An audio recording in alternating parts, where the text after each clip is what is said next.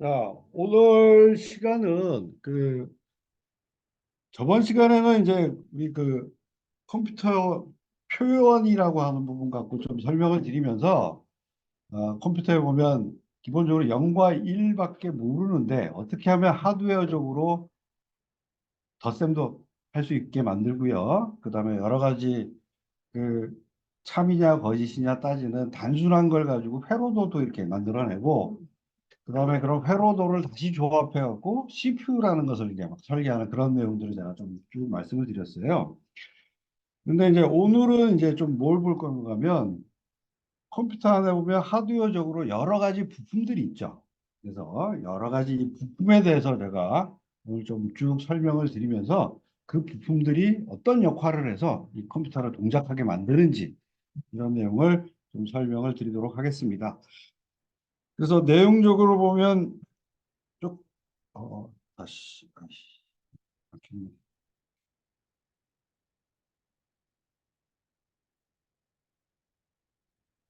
자, 오늘 그 컴퓨터 구조에 대한 부분을 좀 설명을 드릴게요. 그래서 저번 시간에는 컴퓨터에서 기본적으로 동작하는 원리, 그러니까 0과 1만 가지고 처리할 수 있는 것을 가지고 어떻게 얘가 동작하게 만들게 하기 위해서 여러 가지 논리 게이트라는 걸 만들어내고, 그 다음에 또 그걸 갖고 여러 가지 회로도를 만들고, 그 다음에 또 그런 회로도를 조합해서 CPU를 만든다라고 하는 그런 기본적인 원리를 좀 설명을 드렸고요. 그리고 오늘 시간에는 컴퓨터의 구조라고 하는 이 과목에서는 컴퓨터에 여러 가지 부품들이 존재할 거예요. 그러면 이런 부품들이 무엇이 있고, 그다음에 얘네들은 어떤 역할을 하는지 이런 내용들을 대략적으로 쭉 설명을 하도록 하겠습니다.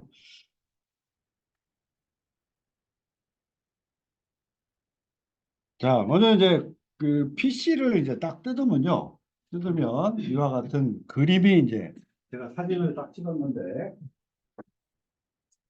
사진 찍은 이 내용들을 쭉 보시면 컴퓨터 안에 뭐 복잡하게 여러 가지 부품도 있고 뭐 케이블 선도 있고 되게 복잡해 보이죠. 자, 그러면 여기에 이제 뭐 여러 가지 부품 아주 그 소자 역할을 하는 이런 것도 존재를 하겠습니다만 실제 컴퓨터를 동작시키기 위해서 필요한 필수 부품 위주로 해서 오늘 좀 이야기를 하도록 하겠습니다. 자, 우선 여기 제일 중요한 게 이제 CPU예요. CPU라고 그래서 여기 오른쪽에 보면 팬이 달려 있습니다. 계속 이제 팬이 달려 있어서 막 컴퓨터 전원을 넣으면 얘가 윙 하고 돌아가요. 저희가 PC를 키면 소리가 나죠. 이게 팬 돌아가는 소리예요. 그다음에 여기 있는 요 팬 밑에 팬을 딱 뜯어내면 그 안에 CPU라는 것이 들어가 있어요. 근데 이제 CPU는 원래 전원을 넣어서 우리가 동작을 시키면 열이 굉장히 많이 납니다. 열이. 그래서 열을 식히기 위해서 이 팬이 계속 돌아가는 거예요. 돌아가는 거예요. 자, 그다음에 그러면 요 안에 숨어 있는 거는 뭐 요 그림상 제가 1번이라고 해놔서 여기 지금 마치 벌레가 발이 있는 듯한 모양으로 표시를 해놨는데 최근에는 이런 모양이 아니고요. 이 팬 안에 숨어 있는 그림들은 어떤 모양인가 하면 이런 모양이에요.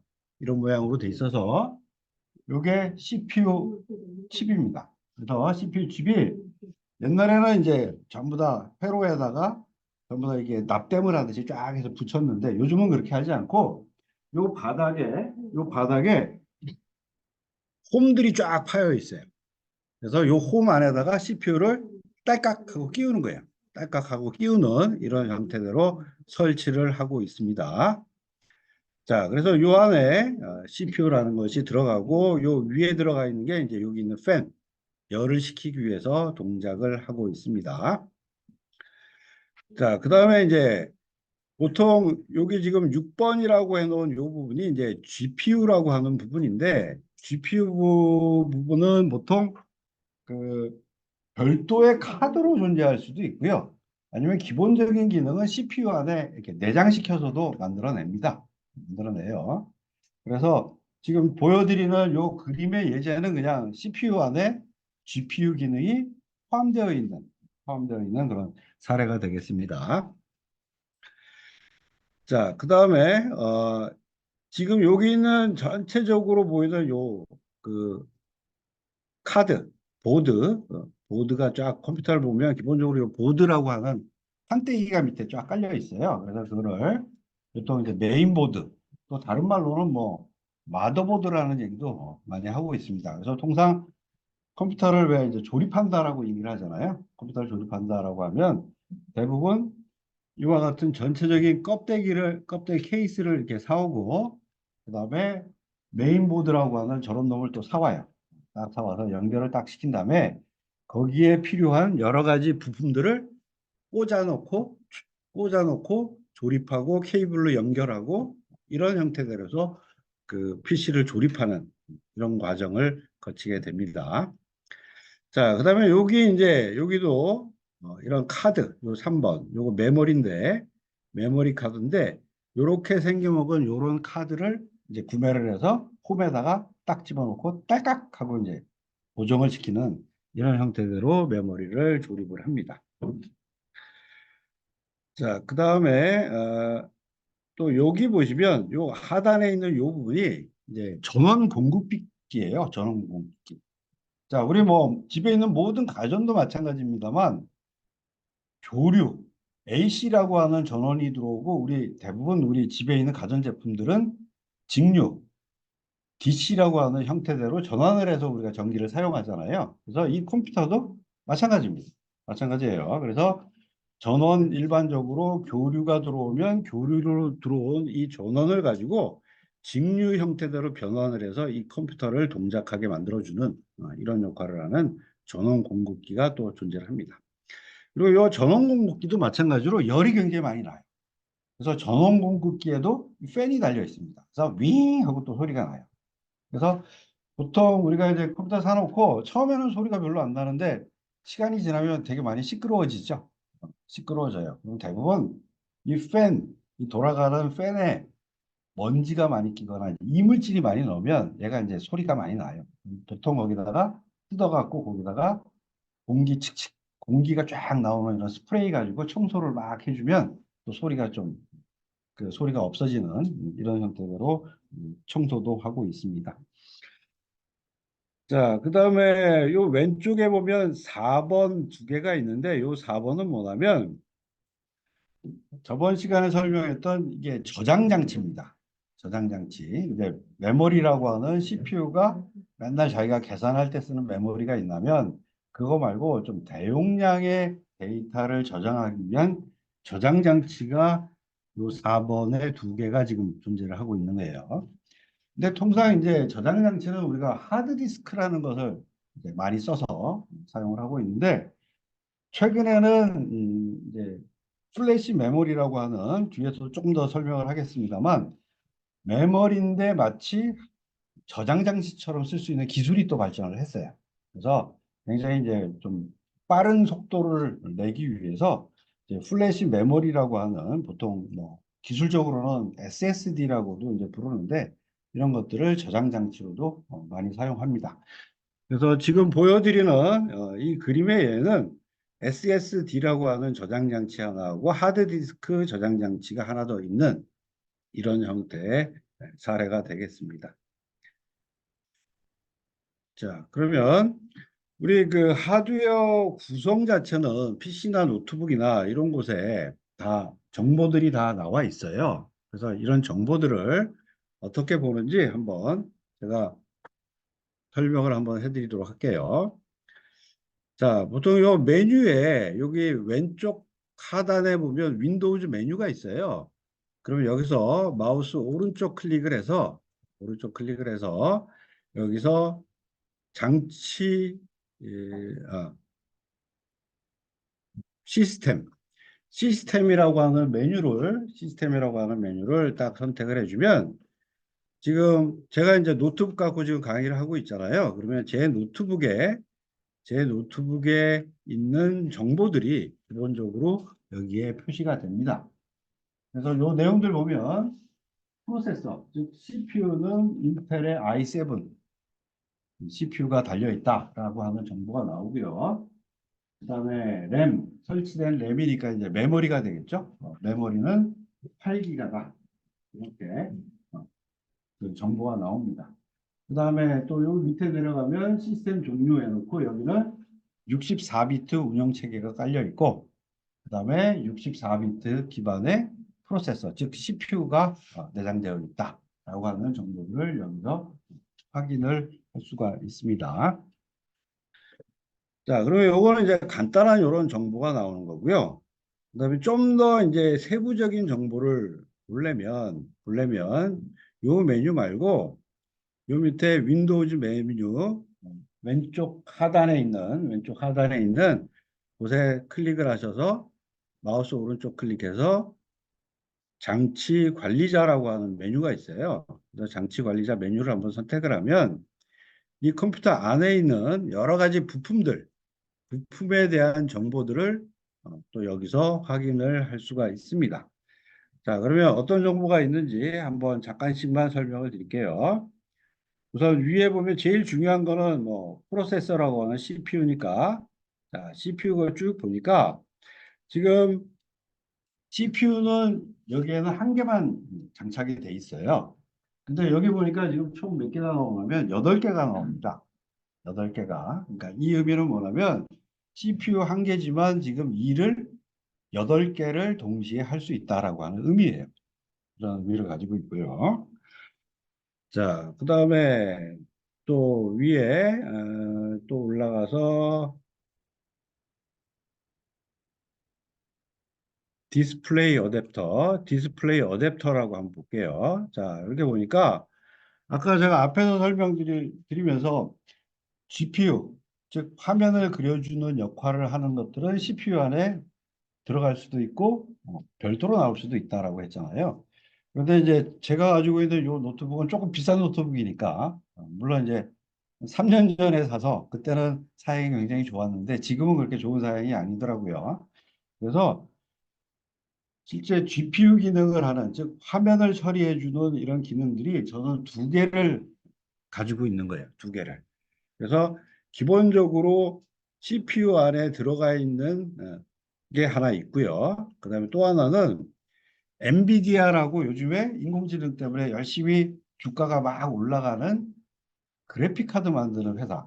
그 회사가 만들어 놓은 GPU 카드라는 별도가 또 있어요. 그래서 저는 그것까지 하나 더 들어가서 지금 장착이 되어 있는 상황이 되겠습니다. 자, 그 다음에 여기 디스크 드라이브는 이제 저장 장치죠. 저장 장치 때 저는 저장 장치를 일반적인 하드 디스크를 쓰는 게 아니라 아까 앞에서 말씀드린 SSD 계열의 플래시 메모리라고 하는 속도가 빠른 하드 디스크. 이걸로 저는 바꿨어요. 바꿔서 좀 더 이제 빨리 파일을 읽고 쓰고 하는 것을 하기 위해서 저는 바꿔서 그거를 저장 장치로 현재 사용하고 있습니다. 자, 그러면 보면 그래도 가장 주요한 컴퓨터에 있는 부품에 대한 부분이고요. 그래서 이런 정보들은 윈도우즈의 이런 메뉴를 통해서 어떤 부품이 현재 컴퓨터에 있는지 등을 확인할 수 있는 내용이 되겠습니다. 자, 그러면 CPU라고 하는 거는 앞에서도 설명드렸듯이 이와 같은 모양의 이렇게 볼록볼록 그러니까 쑥쑥 들어간 홈이 있는 곳에다가 딸깍하고 끼우는 형태로 CPU를 장착을 하게 되고요. 그리고 보통 이제 PC나 노트북에 있는 CPU에는 이제 대부분 이제 CPU 기능만 하는 것들을 대부분 이제 여기가 만들어내요. 근데 물론 이제 요즘에 좀 기술이 발전하면서 이 안에 뭐 여러 가지를 통합하자라고 하는 분위기로는 많은 기술들이 발전이 되고 있습니다. 그래서 특히 이제 거기에 비해서 이제 대표적인 게 저번 시간에 제가 좀 설명을 했었는데 AP, 어플리케이션 프로세서라고 우리 핸드폰에 들어가는 CPU 플러스 각종 통신 장치 이런 것들을 통합해서 들어가는 칩을 삼성도 만들고 있어요. 그래서 여러분들이 사용하시는 핸드폰 안에 다 이런 것들이 장착이 되어 있습니다. 장착이 되어 있어요. 근데 제가 저번 시간에 조금 제가 여기에 메모리까지도 포함되어 있다라고 설명을 드렸었는데 제가 이걸 좀 삭제를 했어요. 물론 메모리까지 포함하는 경우도 요즘 추세이긴 한데 현재 상태에서는 대부분 핸드폰에 들어가는 것들은 메모리는 별도로 하고 대부분 하나의 칩으로 핸드폰을 구성하는 형태가 현재는 일반적이더라고요. 자, 그래서 이런 하드웨어 중에서 들어가는 CPU라고 하는 것이 존재를 하고 있습니다. 자, 그러면 이 컴퓨터가 이제 동작을 하게 하는데 기본적인 구조는 폰 노이만이라고 하는 게 유명한 이제 컴퓨터 과학자가 있었어요. 그래서 이 컴퓨터 과학자가 컴퓨터에 대한 구조를 어떻게 역할을 나누어서 구조를 하면 좋겠느냐라고 생각해서 이 사람이 주창을 했는데 이게 현재 대부분 현실 세계에 있는 대부분의 컴퓨터들이 이 구조를 다 따라갑니다. 자, 근데 이 폰 노이만이라고 하는 사람이 어떤 생각을 딱 하고 이 구조를 만들어냈냐면 사람을 생각했어요. 사람을 생각했습니다. 자, 그러면 우리 사람이라고 생각하면 잘 생각을 해보면 일단 기본적으로 우리는 사람은 뇌가 있죠. 뇌가 있어요. 그래서 뇌가 있어서 뇌는 기본적으로 두 가지의 기능으로 나누어지죠. 하나는 기억하는 기능, 하나는 기억을 하는 기능. 하나는 기억된 그 기억을 가지고 뭔가 계산을 하고 추론을 하고 판단을 하는 그런 기능을 우리 뇌에서 하고 있잖아요. 그래서 폰 노이만은 그 뇌에 대한 기능을 두 가지로 구분을 해서 각종 계산을 하고 추리를 하고 판단을 하고 그런 것들은 CPU라고 하는 중앙 처리 장치라는 것을 만들어서 컴퓨터에서 이런 역할을 시키면 되겠다라고 생각을 했고요. 그 다음에 인간이 생각하는 기억에 대한 능력들은 여기 있는 메모리와 그 다음에 외부 저장 장치라고 하는 이걸 통해서 인간의 기억에 대한 능력을 매핑을 시켜서 해보자라고 생각을 했습니다. 자, 그런데 여기 왜 메모리와 그러면 하드디스크와 같은 저장 장치를 구분을 했냐? 이유는 돈 때문입니다. 돈 때문에 결국 저렇게 나눌 수밖에 없었어요. 그래서 조금 비유를 하자면 이런 게 맞을 것 같아요. 우리가 그러니까 내가 뭔가 판단을 딱 하려고 그러는데 바로 기억이 탁 나서 바로 처리를 할 수 있는 경우도 있고요. 어떤 경우에는 기억이 안 나. 그래서 한참 생각하셔야지 기억이 나는 경우가 있죠. 그러니까 기억이라는 것도. 그래서 현재 내 머릿속에 바로 빨리 기억할 수 있는 정보와 좀 시간이 걸리는 정보라고 생각을 하시면 될 것 같아요. 그래서 빨리 기억할 수 있는 정보를 요 메모리라고 하는 여기다가 갖다 놓고 그래서 항상 CPU에서는 요 메모리를 통해서만 계속 작업을 해요. 작업을 하고 그다음에 만약에 여기에 올라와 있지 않는 정보라고 하면 여기에 그 대용량을 담을 수 있어요. 하드디스크 같은 보조기억 장치는 대용량을 담을 수 있기 때문에 거기서 찾아서 그 기억하고 있는 그 정보를 가져다가 여기 있는 메모리로 올려와서 여기 있는 CPU가 처리를 하게 되는 겁니다.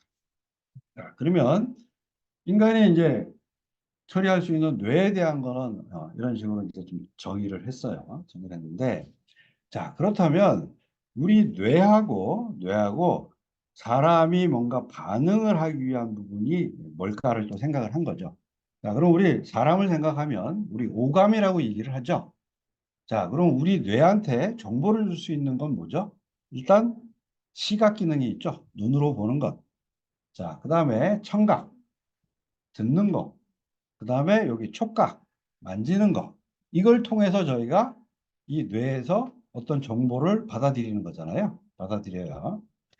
자, 그 다음에 정보를 받아들였으니까 우리가 뭔가 뇌에서 판단한 것을 뭔가 표현을 해야 될 거잖아요.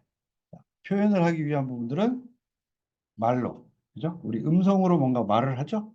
말을 하는 게 출력이고. 그 다음에 뭔가 뭐 쓰기 위해서 펜을 잡고 뭔가 글씨를 쓰는 것도 출력이고.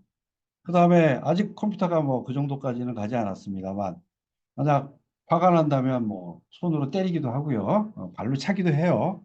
이런 것도 어떻게 보면 우리 사람의 출력이라고 할 수가 있어요. 자, 그렇다면 이런 개념을 가지고 컴퓨터에는 그러면 컴퓨터가 뭔가 정보를 내가 받아들이기 위한 부분은 뭐가 있을까라고 생각해서 기본적으로 최초에 만들어낸 게 키보드라는 것을 만들어낸 거죠. 그래서 우리가 필요한 컴퓨터한테 뭔가 정보를 넣기 위해서는 키보드에다가 자판을 두들겨서 정보를 입력을 하는 거죠. 근데 물론 뭐 요즘은 기술이 많이 발달해서 이제 컴퓨터에다 입력하는 것도 음성으로 해도 받아들이고 영상으로 낸 것도 받아들이고 그죠? 그다음에 소리로 된 것도 받아들이고 이런 식으로 굉장히 기술 발전은 됐고. 자, 그러면 이제 또 컴퓨터가 뭔가 자기가 가지고 있는 정보를 인간한테 출력을 해줘야 돼요. 그러면 출력 장치에 대한 기본적인 거는 결국 우리가 많이 보고 있는 요 모니터가 가장 기본이었어요. 모니터를 통해서 정보를 내줬던 거죠. 근데 이것도 마찬가지 이제 기술이 점점 발달하니까 컴퓨터가 음성도 해서 막 정보를 제공하죠. 음성도 제공을 하고요. 그 다음에 뭐 이게 조금 더 뭐 확장을 하자면 뭐 이런 정보에 대한 표현도 만약 로봇을 쓰면 로봇이 막 움직이면서 커피도 제조하고요, 음식도 제조하고요, 청소도 하고요, 이런 식으로 우리 인간의 행동을 점점 닮아가는 거죠. 그죠? 닮아가요. 그래서 컴퓨터에 대한 구조에 대한 부분들은 기본적으로 발상이 사람을 펀딩해서 이 구조를 만들었다라고 생각하시면 이제 이해가 제일 쉬우실 거라고 생각이 됩니다.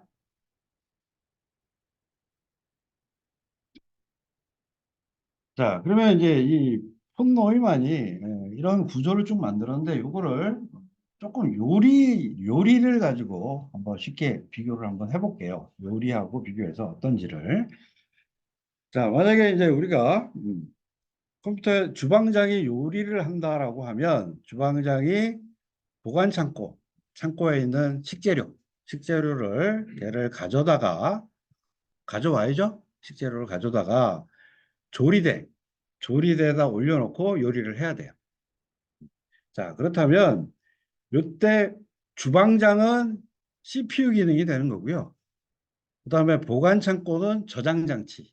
아까와 같은 하드디스크나 플래시 메모리 같은 SSD 같은 이런 저장 장치가 될 거고, 그리고 재료는 데이터가 되고, 그 다음에 이걸 조리대로 갖고 오는 조리대는 다시 메인 메모리가 되겠죠. 그러면 메인 메모리로 올라온 데이터를 CPU가 지가 막 처리를 하게 되는 겁니다. 자, 그래서 우리가 이 메모리에 대한 부분들은 지금 보면 여기도 이제 그림에도 있지만 이제 내가 요리를 하기 위해서 여기 이제 작업대가 작으면 요리하는데 불편하죠. 속도가 느리겠죠. 작업대가 적당히 커야지 그 요리에 맞는 작업대 크기가 돼야지 요리가 쉽잖아요. 마찬가지로 이 메모리도 일정 정도 크기가 돼야지 속도가 빠르고 빨리빨리 처리를 할 수 있는 거예요. 그래서 요즘에 이제 각종 기술이 발달하면서 실제 컴퓨터에서 돌아가야 될 소프트웨어도 많은 메모리를 요구하고 자꾸 성능을 높은 메모리를 요구를 해요. 요구를 해서 대부분 여러분들이 집에 있는 PC들 좀 몇 년 지나면 맨날 컴퓨터를 바꾸잖아요. 바꾸는 이런 형태대로 움직여지는 게 기술 발전에 따라서 필요한 용량 자체를 자꾸 큰 거를 요구하기 때문에 컴퓨터를 바꿀 수밖에 없고 만약 바꾸지 않으면 컴퓨터가 굉장히 느려서 속 터져서 못 쓰는 거죠. 속 터져서.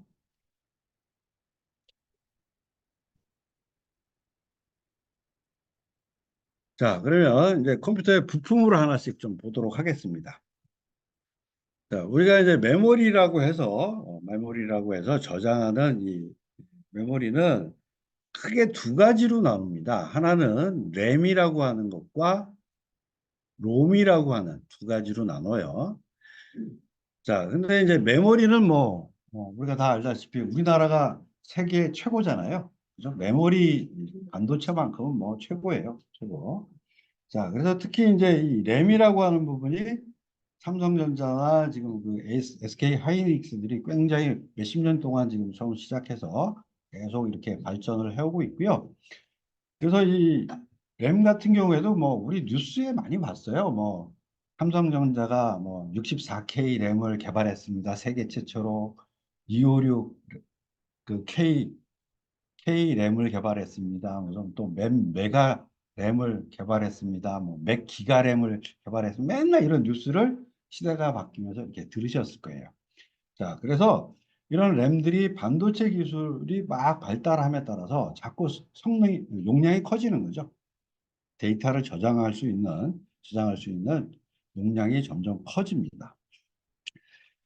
자, 그리고 이제 이 램이라고 하는 거는 기본적으로 휘발성 램이에요. 이게 뭔 얘기인가 하면 전기가 안 들어오면 다 없어져요. 전기가 들어왔을 때만 가져오는 정보들이 살아 있습니다. 살아 있어요. 그리고 뒤에 얘기하는 요 롬이라고 하는 또 메모리가 하나 있는데 요거는 전기가 안 들어와도 항상 살아 있어요.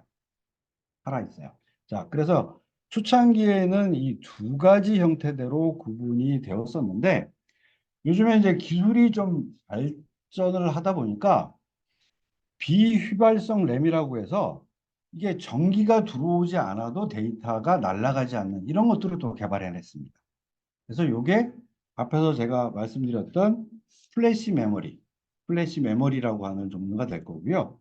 그다음에 대표적인 이제 그 기술이 이제 SSD라고 붙이는 솔리드 스테이트 드라이브라고 얘기를 하는데 이런 것들이 이제 그 기술의 접목이 됩니다.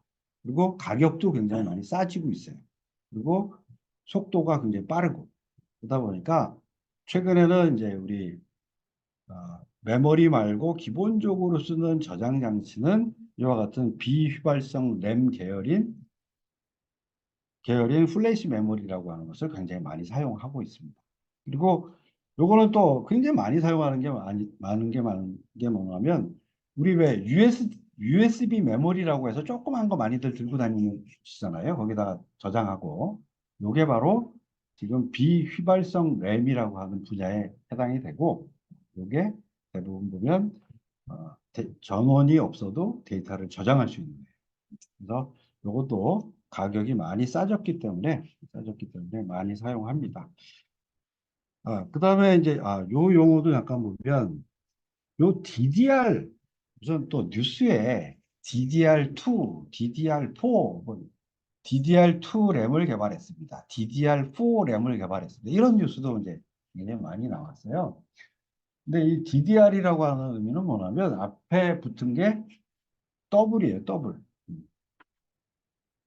더블이라는 말이 붙어서 이게 무슨 의미인가 하면 한 번에 빨리 보낼 데이터와 좀 늦게 보낼 데이터를 한 번에 처리할 수 있다라고 하는 개념이 DDR입니다. 그래서 DDR2라고 돼 있으면 그걸 두 번 할 수 있다라는 얘기고요. DDR4다 그러면 한 번에 네 번을 할 수 있다라고 하는 그런 개념이에요. 자, 그러면 램은 이 정도 설명을 드리고요.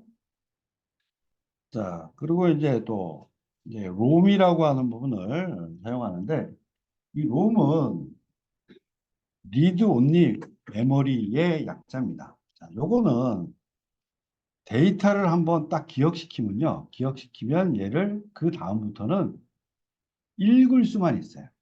읽을 수만 있습니다. 거기다가 뭐 수정을 한다든지 이러지 못해요. 자, 그런 얘의 특성을 가지고 주로 어떤 용도로 사용을 하느냐. 대부분 이런 컴퓨터를 만들어내는 제조회사들이 있잖아요. 제조회사들이 있으면 제조회사들이 우리가 보통 전원을 넣어서 딱 키면 기본적으로 프로그램이 아주 기본 프로그램이 먼저 동작을 해야 되죠. 딱 동작을 하는데 이 동작하는 이 프로그램을 BIOS라고 불러요. BIOS라는 프로그램인데 이 프로그램을 롬이라고 하는 이 저장 장치에 기억시켜놔요. 그리고 얘는 처음에 딱 전원을 넣으면 기본적으로 처음으로 동작하는 프로그램이니까 이게 만약에 수정되거나 이러면 컴퓨터가 정상 동작을 안 하겠죠. 못해요. 그러다 보니까 요거는 수정을 하지 못하도록 하는 롬이라고 하는 메모리에다가 집어넣고 여기서 구동을 시켜서 컴퓨터를 동작하게 만들어요. 그리고 얘의 역할은 뭐냐? 저번 시간에도 말씀드리고 오늘 쭉 말씀을 드리지만 컴퓨터에 여러 가지 하드웨어 부품들이 있잖아요. 그러면 이런 부품들이 정상 동작을 하게 만들어주는 역할을 얘가 처음에 딱 하는 겁니다. 처음에.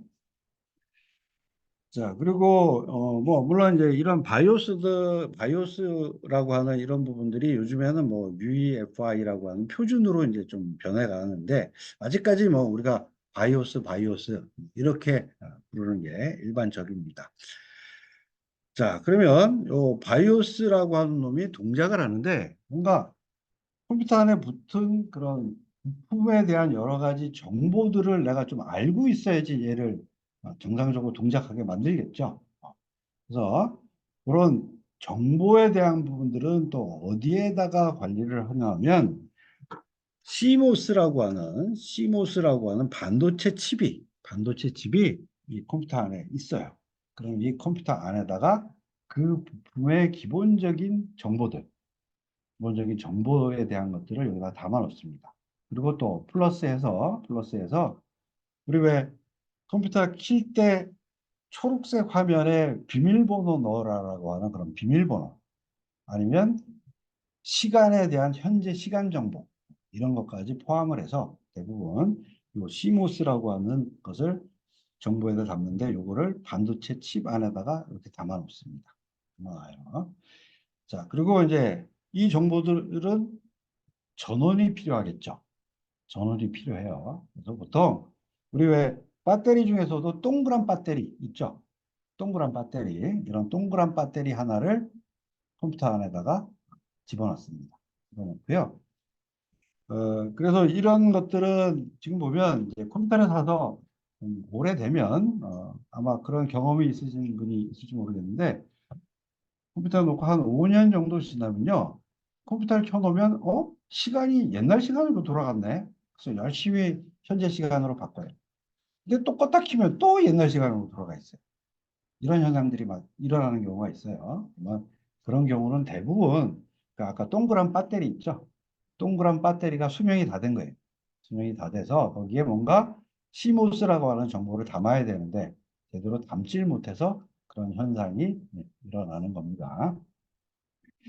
자, 그러면 이제 이런 정보들은 어디에 정보를 하느냐. 이런 파란 화면을 통해서 이런 CMOS라고 하는 기본 하드웨어 설정 정보들을 갖다 집어넣는데 아마 이런 것들을 좀 보신 적이 있으실 것 같아요. 이제 집에 이제 컴퓨터들이 막 있는데 뭐 컴퓨터들에 문제가 생겨서 뭐 잘 안 돼요. 안 되면 컴퓨터를 아는 사람, 아들도 있을 거고 딸도 있을 거고 아니면 아는 뭐 하여튼 누군가를 불러다가 컴퓨터를 좀 봐달라라고 하면 컴퓨터 앉아서 컴퓨터를 껐다 키면서 뭐 열심히 뭐 키 하나를 열심히 눌러요.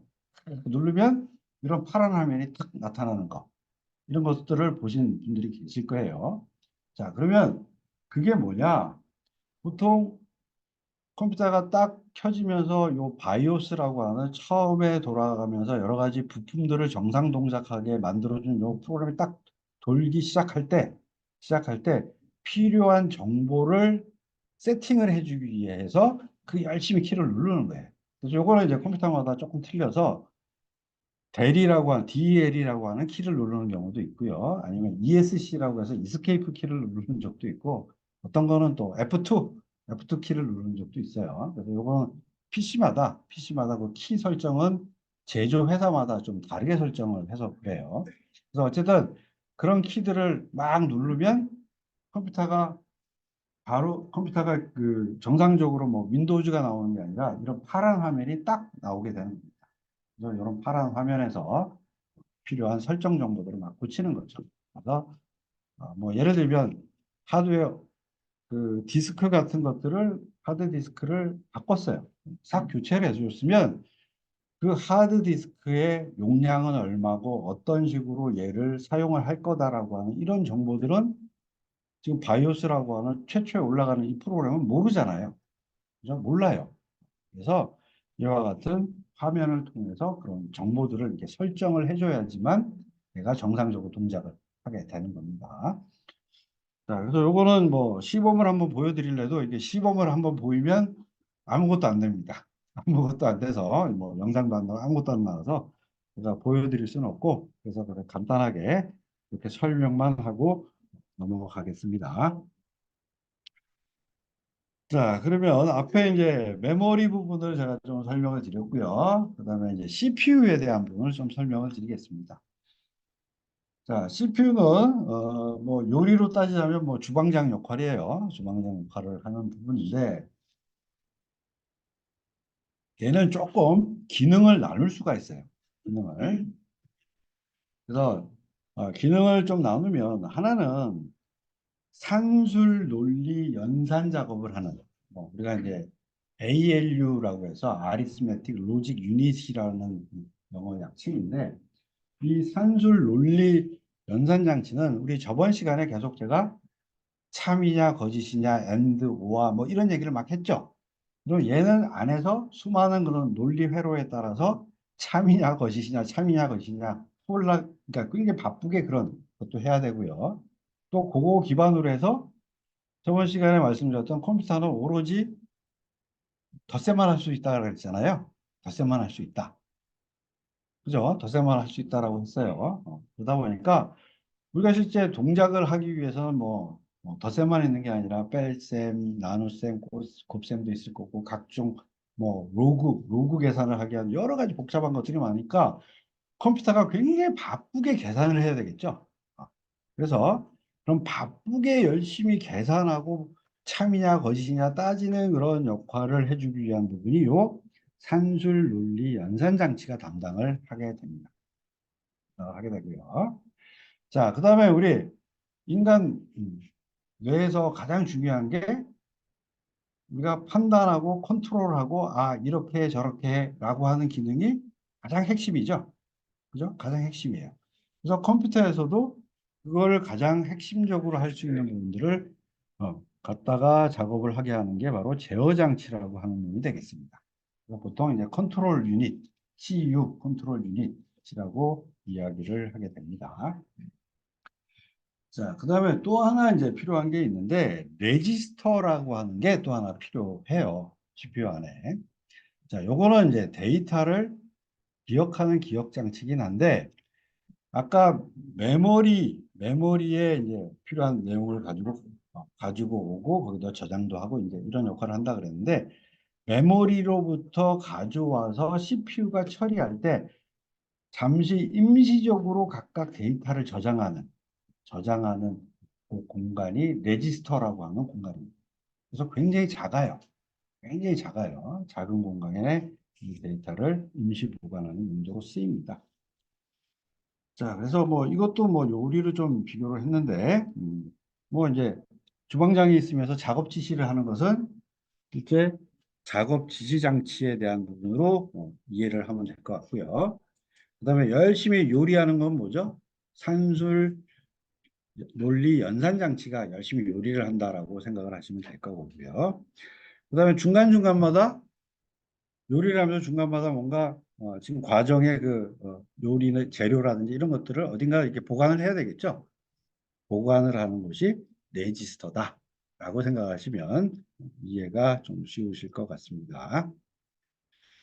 자, 그러면 이게 이제 CPU의 동작에 간단한 예를 한번 해놨는데, 한번 요거 잠깐 간단하게만 한번 설명을 드릴게요. 자, 지금 요 예제는 뭐냐면, CPU 보고 2하고 3하고 두 개를 더해라.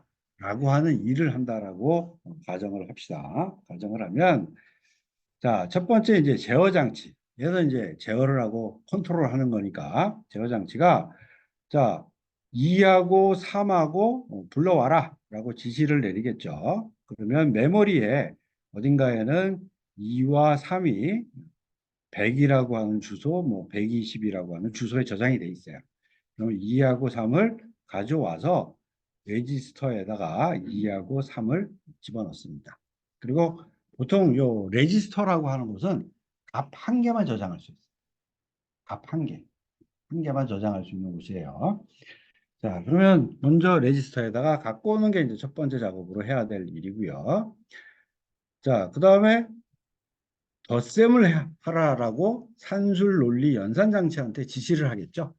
지시를 하면 산술 논리 연산 장치는 레지스터에 있는 2하고 3을 가지고 와서 그다음에 더해서 그다음에 그 결과를 다른 레지스터에다가 결과값을 저장하는 이런 행위를 할 거고요.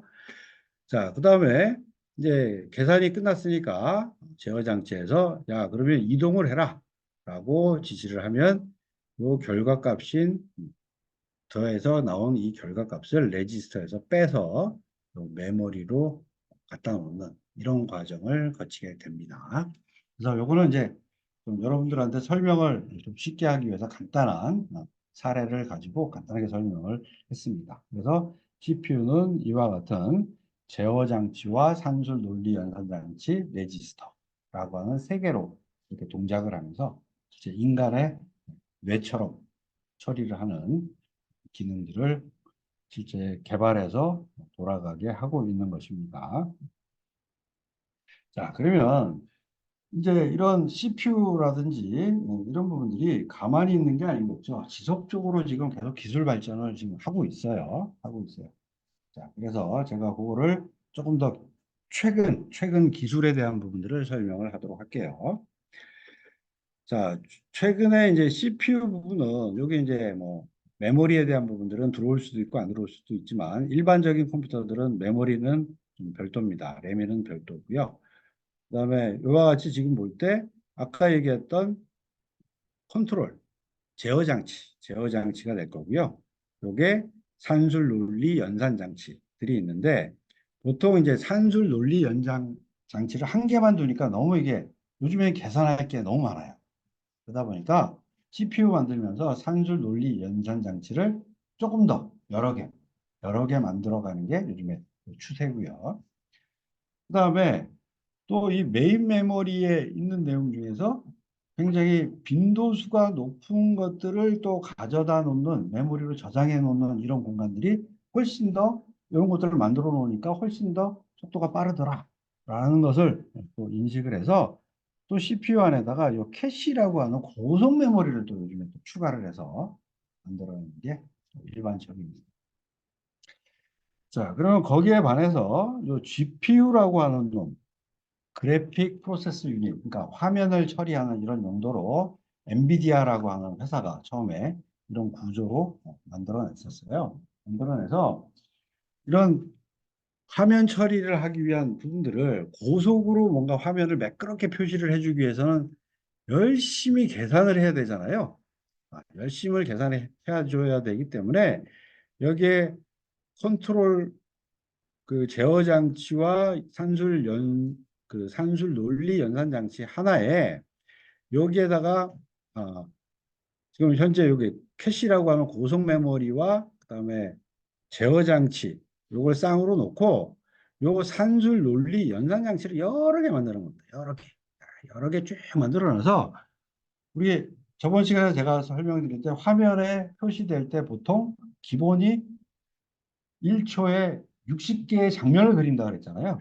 장면을 그리는데 다시 그 안에 들어가면 여러 개의 화면의 내용들을 나누어서 막 계산해서 그려주는 게 속도가 빠르겠죠. 그래서 단순하게 화면만 내가 빨리 처리를 하려고 그러면 이 산술 논리 연산 장치가 아주 복잡한 계산이 아니고요. 단순한 계산을 동시에 여러 개를 한꺼번에 할 수 있는 능력이 필요했던 거예요. 그래서 그런 능력을 고려를 해서 만들어 놓은 것이 GPU입니다. 자, 근데 GPU라고 만들어놨는데 이게 생각지도 않았던 엉뚱한 인공지능 계산하는데 아주 얘가 효율적으로 사용해서 지금 엔비디아가 열심히 지금 돈을 벌고 있는 거잖아요. 생각을 하지 못했는데. 그래서 인공지능에 이제 우리 뉴런 개념으로 계산하는 이런 개념들을 하나씩 여기 있는 산술 논리 연산 장치가 각각 처리하는 이런 구조하고 아주 잘 맞아떨어졌기 때문에 지금 아주 그렇게 곽강을 받고 있는 이런 상황이 되겠습니다. 자, 그러면 요즘에 이제 발전 추세를 가지고 조금 더 설명을 하도록 하겠습니다. 자, 요즘에 또 뉴스나 뭐 이런 데 보면 인공지능 반도체 뉴스에 계속 나오죠. 계속 나와요. 그러면 인공지능 반도체 부분은 요즘에 이제 발전 추세가 어떻게 되는지 간단하게 개념적으로만 한번 말씀을 드릴게요. 자, 그래서 CPU에 대한 부분들은 아까 컨트롤, 제어 장치하고, 그다음에 이 제어 장치 하나에 또 뭔가 처리를 할 수 있는 부분들을 나누어서 해보자. 그다음에 메모리까지 포함해서 만들어 보자. 메모리도 따로 두지 말고 한 번에 만들어 보자라고 하는 추세로 가져가고 있고요. 그다음에 또 여기에 여러 가지 계산하고 이런 것들이 너무 많고 복잡해지니까 이런 것들을 여러 개 나누어서 동시에 계산해 보자라고 하는 부분으로도 발전을 하고 있고요. 그다음에 이거는 또 PB라고 하는 이 부분 요즘에 우리나라 반도체 기업들이 많이 좀 이 부분으로 가려고 하더라고요. 그래서 메모리 안에서 동시에 뭔가 계산을 해보자. 그래서 뭐 메모리도 마치 빌딩을 짓는 개념처럼 1층, 2층, 3층 이렇게 메모리를 고층 건물 듯이 해놓고 이거를 동시에 뭔가 막 이 메모리를 이용해서 계산을 해보자라고 하는 쪽으로 또 가고 있습니다. 자, 그러면 이제 GPU. 아까 GPU라는 거 원래 화면 처리를 동시에 단순 작업을 여러 개를 동시에 하는 용도로 만들어졌다라고 말씀을 드렸잖아요. 근데 요게 보다 보니까 인공지능하고 굉장히 잘 맞아떨어지더라라고 해서 얘를 여기 보면 그래픽을 처리하기 위한 셀들이 여러 개, 즉 아까 산술 논리 연산 장치를 얘기를 해요. 그런 것들을 만들어 놨다면 얘를 좀 변형을 해서 NPU 개념, 그러니까 뉴럴 프로세스 유닛. 그러니까 우리 인간이 가지고 있는 그 뇌 세포 있잖아요. 뉴런이라고 하는 뇌 세포가 있잖아요. 이런 개념을 좀 접목을 해서 얘를 동시에 처리할 수 있는 이런 부분으로 발전을 했고요. 그다음에 요즘에 이제 가장 화두 아마 요즘 뉴스에 보시면 뉴로모픽이라고 하는 뉴로모픽이라고 하는 뭐 인공지능 반도체를 국내 최초로 뭐 개발했습니다. 뭐 이런 얘기가 또 막 나오기 시작해요. 자, 그러면 이건 또 무슨 얘기냐? 자, 인공지능이 우리 사람의 뇌를 커닝을 해서 이 뉴런이라고 하는 이런 세포들을 여러 개 연결시킨 이런 개념으로 인공지능이 발달을 했는데 현재 지금 우리 현실에서 지금 동작하고 있는 것은 이거는 소프트웨어적으로 처리를 하고 있습니다. 소프트웨어적으로. 자, 그런데 인간들이 어떤 생각을 하냐면, 그러면 어차피 컴퓨터라는 것은 우리 사람의 뇌를 지금 뇌 중심적으로 해서 많이 컨닝을 해서 우리 컴퓨터를 만들었잖아요. 그렇다면 아예 하드웨어 자체도 우리 인간의 뇌처럼 만들면 어떨까? 우리 뇌에 보면 뉴런이라고 하는 우리 그 신경 세포들이 쫙 있잖아요. 그리고 얘와 얘끼는 시놉시스라고 하는 우리 신경선 이런 걸로 다 촘촘히 연결이 돼 있어요. 그래서 이런 거를 그대로 한번 하드웨어에다가 인간의 뇌처럼 되어 있는 걸 한번 만들어 보자라고 하는 요 개념으로 지금 기술 발달이 되고 있는 것이 뉴로모픽이라고 하는 개념입니다. 그래서 이게 가장 지금 최근에 세계 각국에서 전부 다 뭐 너도 나도 지금 인공지능 반도체로 승부를 내야 된다. 앞으로 여기서 뒤지면 우리는 국가 경쟁력이 없어진다. 라고 지금 난리를 치고 있잖아요. 특히 또 윤석열 정부 딱 들어와서 뭐라 그랬어요? 대한민국의 살 길은 반도체다. 특히 인공지능 반도체다.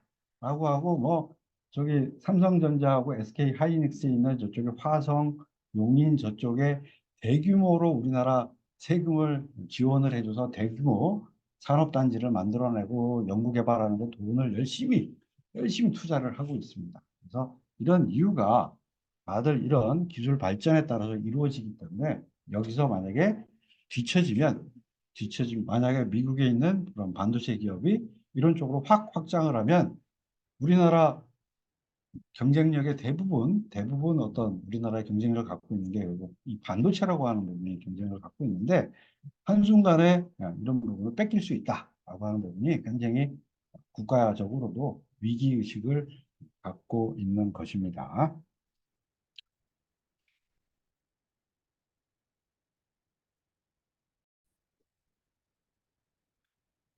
자, 그럼 다음은 우리가 이제 앞에 메모리도 얘기했고 그다음에 CPU도 이야기를 했습니다. 그렇다면 이제 각종 정보들을 가져오고 그다음에 거기 저장도 하고 뭔가 이런 서로 통로가 필요하겠죠. 그죠? 데이터를 서로 주고받는 이런 통로들이 필요합니다.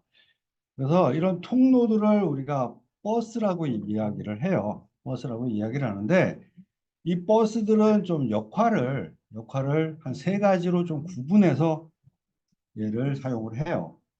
그래서 첫 번째 이제 제어 버스는 아까 CPU 기능 중에서 얘기했던 제어 장치가 있었잖아요. 그러니까 명령을 막 내려야 돼요. 그래서 명령을 내리는 그런 통로 역할을 하기 위해서 제어 버스라고 하는 것들이 존재를 하고 있고요. 그다음에 우리가 이제 각종 저장하는 그런 정보들은 다 내부적으로 보면 어딘가 위치 정보가 필요하겠죠. 그래서 우리가 이걸 주소라고 얘기를 합니다. 그래서 주소 자체를 주고받는 이런 통로가 또 필요해요. 그래서 주소 버스라는 게 또 존재하고요. 그다음에 실제 그 데이터가 왔다 갔다 해야 될 곳이 필요하겠죠. 그래서 데이터가 왔다 갔다 하는 부분들을 우리가 데이터 버스다라고 이야기를 합니다. 자, 그러면 이제 이건 뭐 개념적으로 좀 설명을 했는데, 여기 CPU의 제어 장치가 명령을 통해서 메모리로도 명령하고 주변 장치로도 막 명령을 하겠죠. 그렇다면 이 명령에 따라서 어떤 데이터를 가져오거나 저장하거나 할 때 어느 위치에 있는 곳을 해라라고 하는 부분들은 이 제어 장치가 여기 메모리 주소 레지스터를 통해서 항상 정보를 같이 넘겨줍니다. 그럼 이걸 통해서 주소들이 왔다 갔다 하는 거고요. 그다음에 또 데이터가 왔다 갔다 하는 거는 메모리 버퍼 레지스터라고 하는 곳을 통해서 얘를 왔다 갔다 하면서 데이터들이 움직이게 되는 부분입니다. 자, 그래서 개념적으로 이렇게 움직인다라고 생각을 하시면 될 것 같고요. 자, 그렇다면 이 CPU의 이제 성능에 대한 얘기를 좀 할 텐데, 우리가 이제 이 버스를 다니게 되면 우리가 자동차도 보면 뭐 2차선이 있고 4차선이 있고 8차선이 있고 이게 차선에 따라서 차량의 통행을 많이 할 수 있고 적게 할 수 있고 이런 게 판단이 되잖아요. 마찬가지로 그런 어떤 성능에 대해서 영향을 미칠 수 있는 게 기본적으로 버스의 대역폭이라고 이야기를 해요. 그래서 저번 시간에 말씀드렸듯이 32비트로 다니느냐 아니면 64비트로 다니느냐라고 하면 당연히 64비트가 많이 다닐 수 있는 거죠.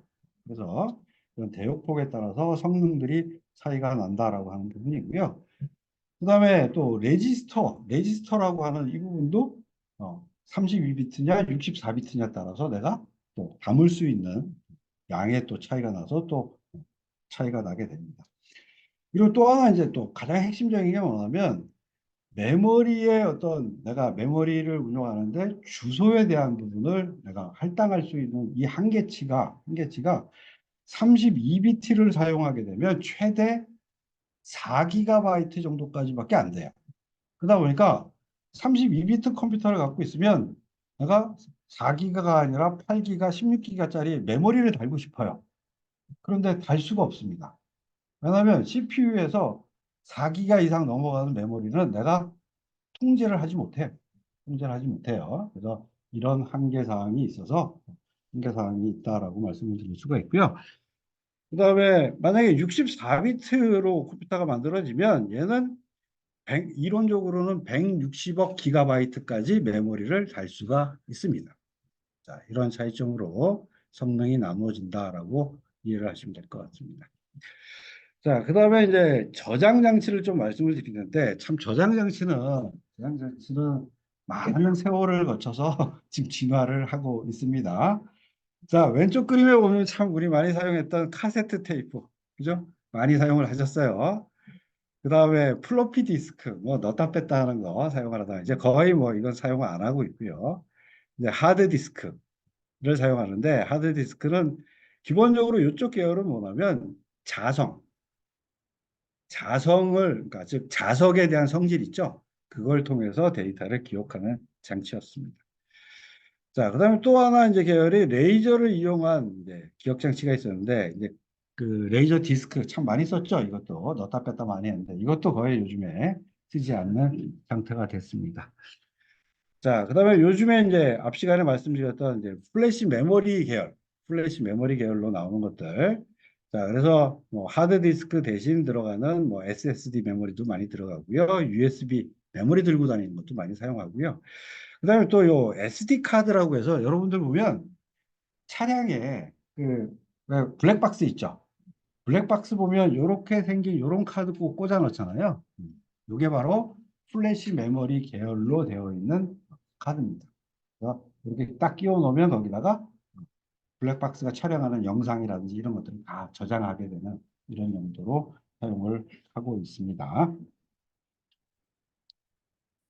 자, 그다음에 이제 또 우리 많이 사용하는 이제 하드디스크는 어떻게 되어 있느냐? 하드디스크는 내부적으로 보면 왜 우리 옛날에 레코드 판식으로 마치 뭐 아까 앞에 보여드렸던 이런 레이저 디스크 같은 이런 것들이 여러 장이 쌓여 있어요. 여러 장이 쭉 쌓여 있어서 거기에 옛날 레코드판에 보면 왜 바늘 같은 거 딱 올려놓으면 소리가 났듯이 이런 식으로 암이라고 붙어서 데이터를 읽거나 저장할 수 있는 이런 그 암이라고 하는 것들이 있어요. 그래서 이런 것들이 여러 개가 붙어서 동시에 여러 개를 읽고 쓰고 하는 역할을 하는 이런 구조로 되어 있습니다. 자, 그다음에 SSD라고 하는 거는 이제 솔리드 스테이트 드라이브에서 플래시 메모리 계열이에요. 계열로 기술이 됐고, 요게 이제 굉장히 가격이 굉장히 뭐 상대적으로 메모리보다는 아니, 하드 디스크보다는 비싸요. 비싼데 메모리보다는 싸고. 근데 속도는 하드 디스크보다 굉장히 빠릅니다. 빨라서 아까 보여드린 첫 장에 보여드린 그 컴퓨터에서도 두 개가 달려 있어요. 하나는 SSD로 되어 있는 저장 장치 하나, 그다음에 일반 하드디스크 하나, 이런 식으로 해서 두 개가 달려 있는 그림이었습니다. 자, 그다음에 레이저를 이용하는 저장 장치들은 원리 자체는 그거예요. 이 눈에는 잘 안 보이지만 거기에 일단은 홈들이 파져 있는 거예요. 홈들이 중간중간에 파져 있어서 이제 홈이 파져 있는 것을 얘가 읽을 때 홈이 파져 있으면 0이라고 읽는 거고요. 그다음에 홈이 파져 있지 않으면 1이라고 읽는 거예요. 그래서 얘가 돌면서 그 레이저로 쭉 쏘면서 0이냐 1이냐 0이냐 1이냐만 쭉 판단하고 거기 있는 정보를 가져다가 뭐 음악도 나오고요. 그다음에 영상도 나오고 이렇게 동작하는 게 원리가 되겠습니다. 자, 뭐 CD도 있었고 DVD도 있었고 블루레이 디스크도 있었고 다 이것도 이제 세월이 지나다 보니까 다 없어져 가죠. 자, 그다음에 요 메인보드. 아까 첫 장에서도 좀 보여드렸는데 이제 메인보드에 대한 부분을 잠깐 좀 말씀을 드리면 아까 CPU 보여드렸던 요 부분이 이제 CPU입니다. 그래서 여기 아까 홈들이 쭉 있다라고 했죠. 그렇다면 이런 CPU를 가지고 와서 여기다 집어넣고 딸깍하고 붙여서 CPU는 우리가 붙인다라고 하는 얘기고요. 그다음에 여기 이제 홈들이 또 파져 있는 요거는 램을 꽂을 수 있는 부분이에요. 그래서 이런 램을 갖다가 꽂는 부분이 되겠습니다. 자, 그 다음에 이쪽에 뭐 또 꽂는 이런 여러 가지 부분이 있는데, 이 부분은 이제 아까처럼 GPU라고 하는 그래픽만 전용적으로 처리하는 용도의 그래픽 카드가 있는 경우에는 여기다가 꽂게 되는 겁니다. 그래서 보통 일반적으로 쓰는 우리 그 일반적인 PC나 뭐 노트북에는 대부분 꽂을 게 없고요. 일반적으로 좀 고사양 컴퓨터 또는 그 게임 좋아하는 친구들 있죠. 게임 좋아하는 친구들은 굉장히 빠르게 3차원으로 뭔가 역동적으로 좀 보이길 원해요. 그러다 보니까 그런 고가의 그런 그래픽 카드들을 사다가 꽂는 자리가 바로 이 자리가 되겠습니다. 자, 그다음에 또 저장 장치들 연결하는 사타라고 하는 뭐 이런 기술적으로 되어 있는 포트들도 꽂을 수 있습니다. 그리고 그 컴퓨터에 보면 요 후면 포트가 있어요. 왜 보통 PC 뒤에 보면 뭐 작은 포트들이 있죠. 포트들이 그리고 외부에서 뭔가 꽂을 수 있는 그런 포트들이 존재를 합니다.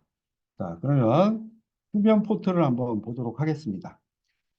자, 후면 포트에 보면 뭐 복잡해요. 복잡한데 이런 후면 포트 중에서도 뭐 요즘에 사용을 잘 안 하는 것들도 있고요.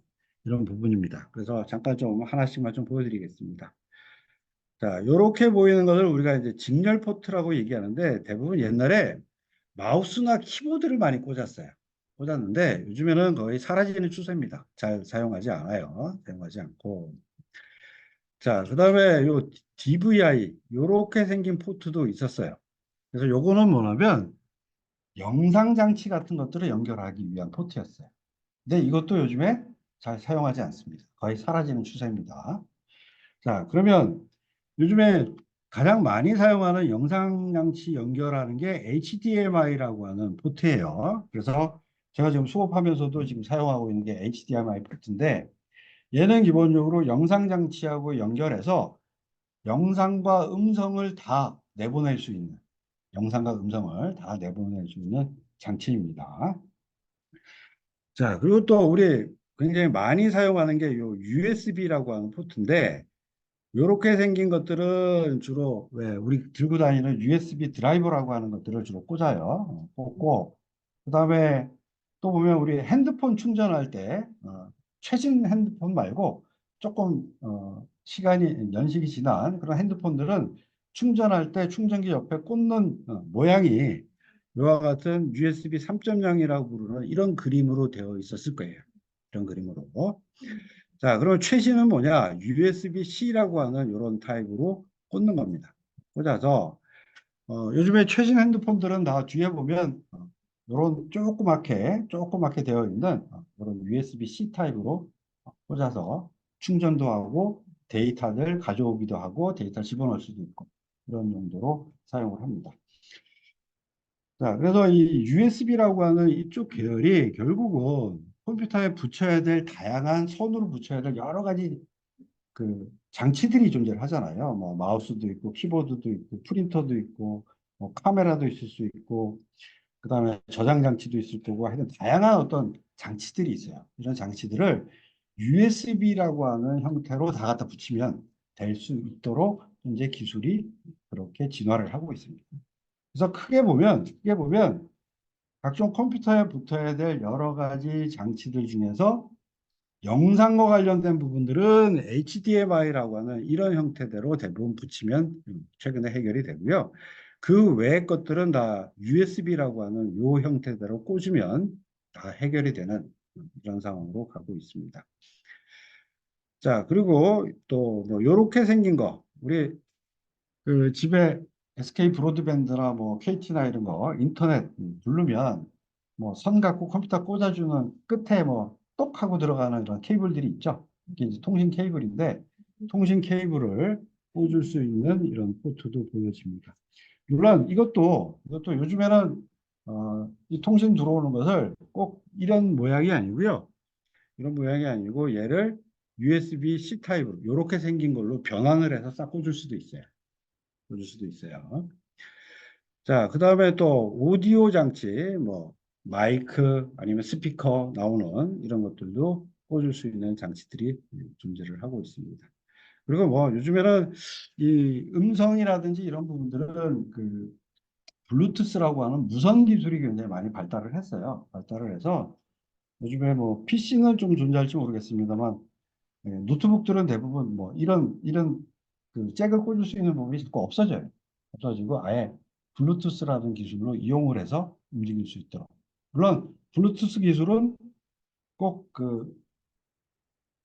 그 소리 나는 이런 장비 말고도 뭐 마우스 같은 것도 막 붙일 수가 있고요. 키보드도 붙일 수 있고. 그리고 그래서 블루투스라는 기술을 이용해서 무선으로도 많이 사용을 하는 게 요즘 추세입니다. 자, 그래서 여러분들이 이제 컴퓨터에 가지고 뭘 연결을 할 때는 항상 암수가 있어요. 암수가 있어요. 그래서 위에 보면 여러 가지 종류가 있지만 하여튼 지금 많이 쓰게 되는 제가 HDMI하고 USB 계열만 좀 설명을 드릴게요. 그래서 이렇게 생겨먹은 것들은 HDMI 암놈이에요. 암놈이고 그다음에 여기에 딱 꽂을 수 있는 순놈은 모양이 똑같아야 되겠죠. 그죠? 모양이 똑같은 거 주로 딱 보시고 모양이 똑같은 걸 꽂으시면 동작을 합니다. 동작을 하고 자, 그다음에 USB-C로 되어 있는 거는 이렇게 생겨먹은 거니까 이건 뭐 지금 최신 노트북 갖고 계신 분들은 다 이 모양이니까 이제 이해가 빠르실 거고요. 그다음에 일반적인 USB로 생긴 이 부분도 모양이 똑같아야 됩니다.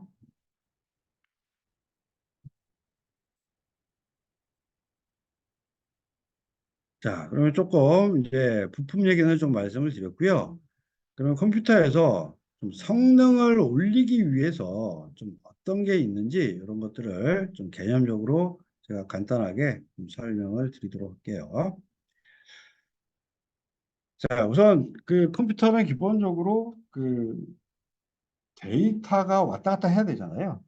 그리고 어딘가 저장도 해야 되고. 그러다 보니까 우리가 여러 가지 장치들이 있는데 좀 고속으로 나와야 돼. 대용량으로 데이터도 전송이 되고 좀 고속으로 얘가 동작을 해야지 그 빠르겠다라고 하는 그런 순위가 이 높은 거고요. 그다음에 요 밑에는 저속입니다. 속도도 적고 그다음에 저용량입니다. 자, 그러면 대략적으로 보면 그래픽 카드. 자, 우리 화면에 많은 내용을 많이 그려주면 그려줄수록 영상 자체가 스무스하겠죠. 그리고 아주 그 좀 고해상도, 아주 그 정확하게 표현하는 이런 부분이 되겠죠. 그래서 그래픽 카드가 가장 많은 데이터가 전송이 되고 고속으로 좀 처리를 해야 되는 거고요. 그다음에 하드 디스크, 그다음에 USB 메모리, 프린터, 키보드, 마우스 이런 순으로 이런 속도의 차이가 있다라고 말씀드릴 수 있고요. 자, 그리고 우리가 이제 이런 아까 말씀드릴 때 버스라는 게 이제 데이터나 그다음에 명령어나 주소나 이런 정보들이 막 왔다 갔다 하는 게 제가 버스라고 말씀드렸는데 이 버스를 이제 디지털적으로는 눈에 보이는 거는 하나로 이렇게 만들었지만 걔를 디지털 기술로 이용해서 얘를 여러 개를 만들어낼 수 있습니다. 여러 개를. 그래서 여러 개를 만들어내는 걸 우리가 채널이라고 이야기를 해요. 자, 우리 채널은 뭐 옛날에도 지금 보시면 옛날에 우리 TV 보실 때도 채널로 돌렸죠? 돌렸어요. 분명히 들어오는 것은 선이 하나 들어오는데 그 안에 그 채널로 바꾸기만 하면 다른 방송이 나왔어요. 그럼 뭐 현재도 지금 뭐 SK 브로드밴드나 아니면 KT나 이런 우리가 그 TV 보는 것들 갖다 쓰면 거기서 마찬가지 선 하나 들어오지만 여러 가지 방송이 나오듯이 마찬가지 디지털 기술로 통로 자체를 여러 개를 나눌 수가 있습니다. 그래서 이거를 우리가 채널이라고 이야기를 해요. 자, 그렇다면 컴퓨터에 있어서 빠른 속도를 원하는 놈들과 그다음에 속도가 느린 놈들과 이렇게 분리를 좀 해줘야 되겠죠? 우리가 자동차가 다니는 차에도 보면 1차선에는 1차선, 2차선, 3차선, 4차선이 있으면 빠른 자동차일수록 왼쪽으로 가라. 1차선으로 가라. 그다음에 트럭이라든지 저속 차량은 3차선에서 4차선으로 가라라는 그런 룰이 있잖아요. 괜히 속도도 느린 이 화물 트럭들이 1차선에 와갖고 물론 양심이 없어서 그렇게 달리는 기사도 있지만 거기다가 느리게 다니면 뒤에 가는 승용차 모시는 분들은 속 터지잖아요. 마찬가지 컴퓨터도 똑같은 원리가 적용이 되는 겁니다. 그래서 여기서 채널을 분리를 할 때는 빨리 다녀야 되는 통로와 다녀야 되는 그런 그 어떤 정보가 있겠죠. 그런 정보와 좀 느리게 가도 되는 이런 정보들을 채널로 나누어서 다닌다라고 말씀을 드릴 수 있겠습니다. 그래서 이걸 개념적으로 좀 얘기를 하면 이것도 고속으로 다닐 놈, 저속으로 다닐 놈들을 나누어서 물론 뭐 이거는 개념적으로 표현을 했기 때문에 두 가지로 나눴지 실질적으로는 여러 개로 나눠질 거예요. 나누어서 실제 필요한 정보들이 왔다 갔다 한다라고 이해를 하시면 될 것 같습니다. 자, 그다음에 또 속도를 올리기 위해서 버퍼라고 하는 기술도 사용을 해요. 자, 컴퓨터가 이제 우리가 사용을 하다 보면 어떤 특성이 있냐면 우리가 어떤 정보라든지 컴퓨터를 막 처리를 하는 데 있어서 대부분 어, 주변에 있는 정보 중심적으로 우리가 많이 사용을 해요. 그게 통계상 그렇게 숫자가 그러니까 그런 결과가 나와요. 그러다 보니까 컴퓨터 내부적으로 좀 자주 사용하는 것들 아무래도 자주 사용하는 거는 이제 최근에 사용한 그런 데이터가 자주 사용한 거예요. 그래서 그런 것들을 미리 메인 메모리 말고 버퍼라고 하는 별도의 장치를 만들어서 그래서 컴퓨터에 보면 요거를 물리적으로도 버퍼라는 걸 만들 수도 있고요. 아니면 메모리 내에서도 또다시 별도 만들 수도 있고 또는 또 하드디스크 내에서도 또 뭐 만들 수 있고 이제 이건 위치에 따라서 좀 그 다르긴 한데 기본적으로는 이제 어쨌든 자주 사용하는 것들을 미리 모아놓는 이런 공간 자체를 우리가 캐시라고 이야기를 합니다. 캐시. 그리고 가급적 얘는 좀 속도가 좀 높게 처리를 하는 이런 형태대로 우리가 사용을 하고 있어요. 그래서 이것도 요리에다가 좀 비유를 했는데 우리가 요리를 할 때 식재료를 하나씩 하나씩 갖고 오는 것보다는 바구니에 딱 담아다가 한꺼번에 갖고 오는 게 훨씬 더 효율적이죠. 그래서 이런 개념으로 캐시가 동작을 하게 되는 겁니다. 자, 그러면 이제 이 주로 어떻게 되느냐? 하드 디스크에서 이제 읽어올 때 어떤 정보가 필요해서 이 데이터를 달라고 하면 일정 양이 모여서 넘겨주게 됩니다. 그래서 그걸 우리가 버퍼라고 이야기를 해요. 넘겨줄 때 버퍼라고 얘기해요. 특히 여러분들이 어디서 딱 체감을 하시냐면 유튜브 같은 영상 보시다 보면 동작 안 하면서 동그랗게 뭐 빙빙빙 돌고 있죠. 어, 이걸 우리가 버퍼링이라고 얘기해요. 그러니까 이때는 뭐 하는 거냐? 실제 영상을 지금 막 이렇게 보여줘야 되는데 데이터가 아직 안 온 거예요. 데이터가. 근데 데이터가 조금 조금씩 오는 게 아니라 뭐 일정량 버퍼라고 한 사이즈만큼 모아서 가져오는 거거든요. 가져오는데 지금 영상을 상영을 하려고 그러는데 가져온 데이터가 없어서 기다리는 중입니다. 기다리 중입니다. 그래서 이를 우리가 버퍼링이다라고 이야기를 해요. 그래서 물론 영상에서 뭐 버퍼링 걸리는 사유는 뭐 여러 가지가 있습니다. 그러니까 통신의 회선 속도가 느려서 그런 경우도 있고요. 아니면 컴퓨터가 동작을 하는데 컴퓨터가 성능이 떨어져서 못하는 경우도 있고요. 그래서 보통 보시면 유튜브 보실 때 화질이 좋게 볼 때 이런 현상이 많이 일어나요. 화질을 낮추면 어떻게 돼요? 버퍼링 형상이 좀 줄어듭니다. 그러니까 그 이유는 뭐냐? 가져와야 될 데이터량이 작냐, 크냐, 의 차이기 때문에 그런 겁니다.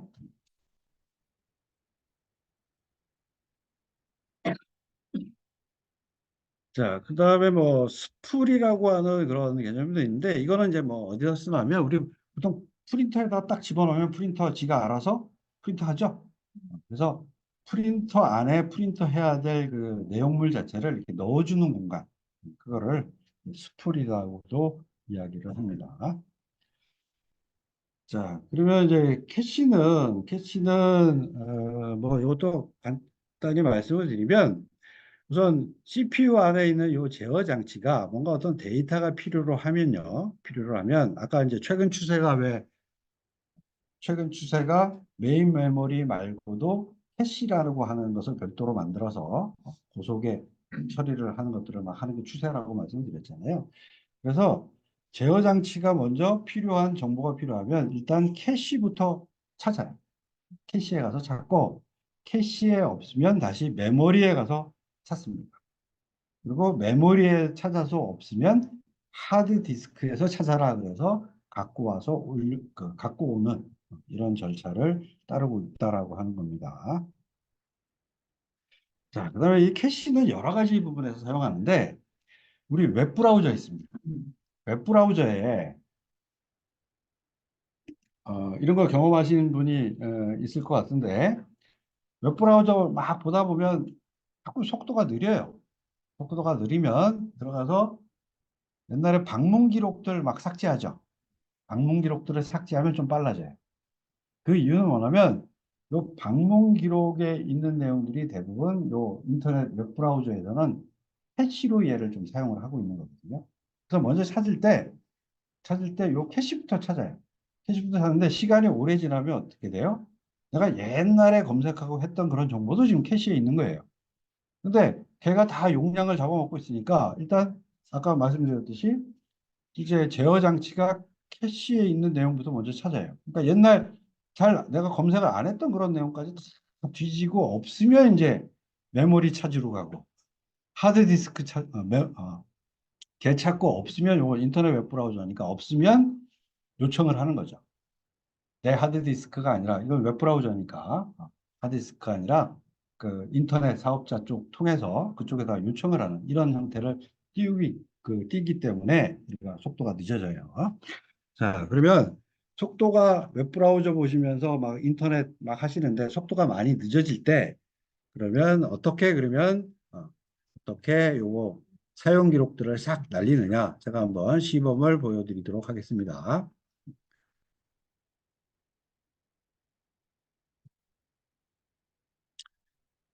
자, 여기 보시면 위에 그 지금 크롬에 로그인한 상태에서요.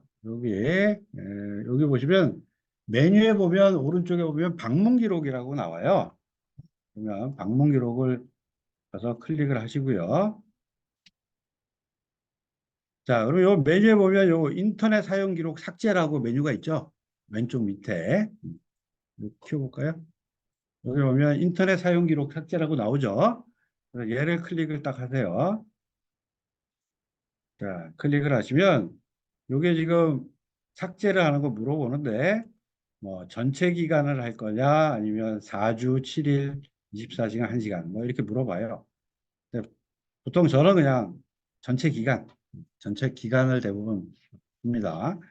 그래서 인터넷 사용 기록, 뭐 다운로드 기록, 쿠키 및 기타 사이트 데이터, 뭐 캐시된 이미지.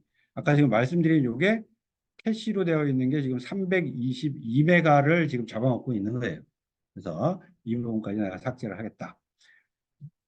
자, 뭐 그러면 성능만 생각을 한다라고 하면 지금 요거는 해당 사항이 없고요. 얘만 해당 사항이 있겠죠.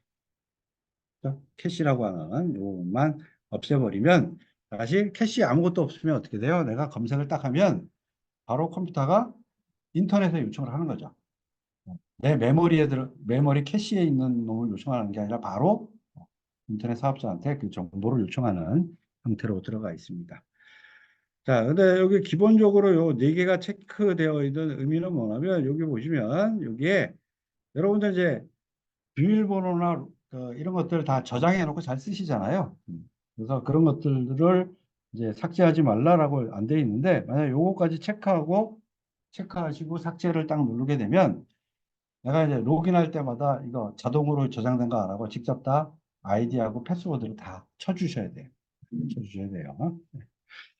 자, 이런 식으로 하고 여기다 인터넷 사용 기록 삭제를 꽉 누르게 되면 여기에 내가 체크한 정보들이 날아가고 특히 여기 캐시된 이미지 및 파일이라고 하는 부분 성능 저하가 되면 요걸 체크하고 사용 기록을 삭제를 해주시면 속도가 좀 빨라질 겁니다.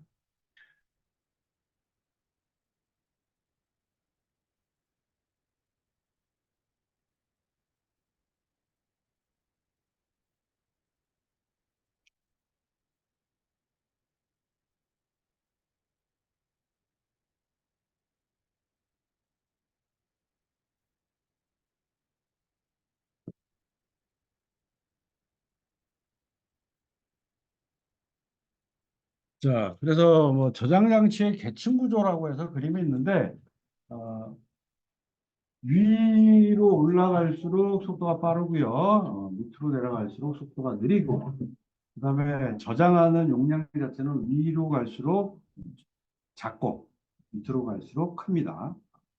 그래서 보통 레지스터라고 하는 이 부분들은 데이터 한 개만 저장할 수 있으니까 대부분 단위를 바이트를 쓰고요. 그다음에 캐시는 메가바이트를 쓰고요. 메모리는 기가바이트. 그다음에 뭐 저장 장치는 테라바이트, 뭐 기가바이트를 쓰는 경우도 있습니다. 자, 이런 식으로 해서 저장 장치를 계층화해서 사용을 한다. 자, 그러면 결국 계층화해서 왜 이렇게 사용하냐? 돈 때문입니다. 돈 때문에 얘를 그 역할별로 나누어 놓고 그다음에 효율적으로 좀 사용을 하자라고 하는 것입니다.